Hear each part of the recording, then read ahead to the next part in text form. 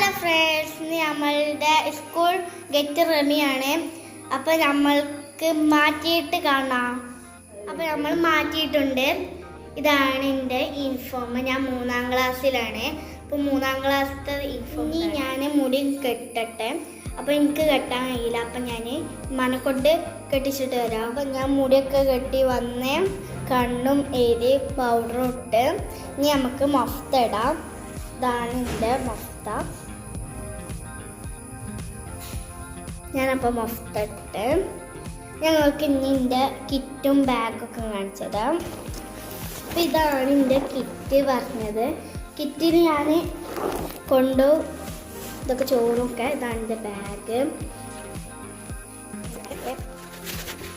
ഞാൻ ഷോസും ഇതൊക്കെ ഇട്ട് ഞാൻ കിറ്റും ബാഗും എല്ലാം ഇട്ട് എൻ്റെ വണ്ടി ഇപ്പോൾ വരും.